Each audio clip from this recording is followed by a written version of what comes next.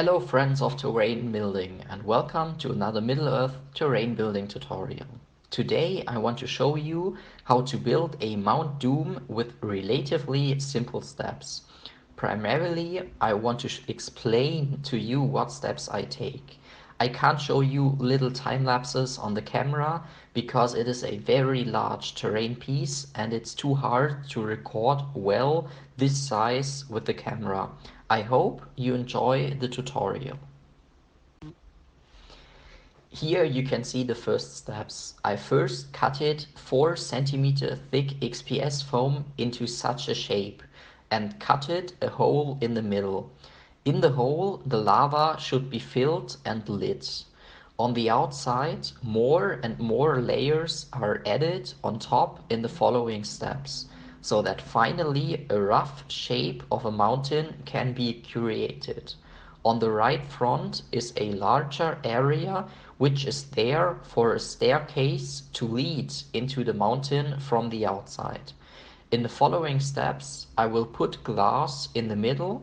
It is important to seal the glued edges very well so that the lava cannot run out. In addition, more layers of XPS foam are glued so that the mountain gets more heat.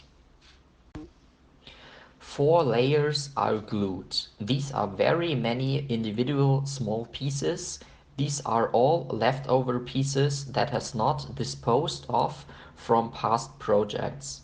Once the mountain gets its outer shell, you cannot see these individual pieces anyway. A few of the corners, however, I still want to remove so that the mountain is smoother. In the middle, the glass is glued. At the back of the mountain, I want to leave a hole so that you can look into the mountain and see the way Frodo and Sam has to go. I also cut it the entrance gate. According to the movie, it looks like the shape of an M. There will be more pieces glued to the mountain to make it higher and also to integrate the gate well. As the top of the mountain, I want to use a special leftover piece of XPS foam. I have a kind of a funnel left over from the video of the Shire, which is very suitable for the top of a volcano. Thus, one has directly also an opening through which one can look from above into the mountain. The stairs for the mountain are indicated.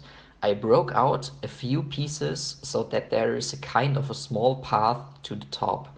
The mountain has also gotten higher. There are also more layers on the sides and the funnel on top. The entrance gate is also integrated into the mountain. The shape of the mountain is now completed.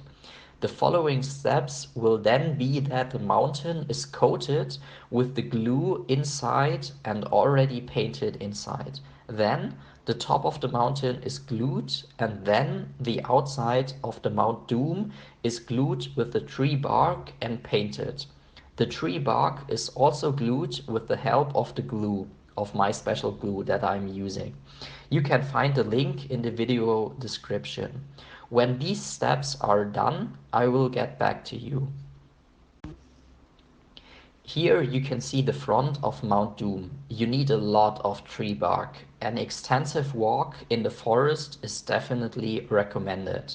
But of course, only take the tree bark that is lying on the ground. Don't take tree bark from trees.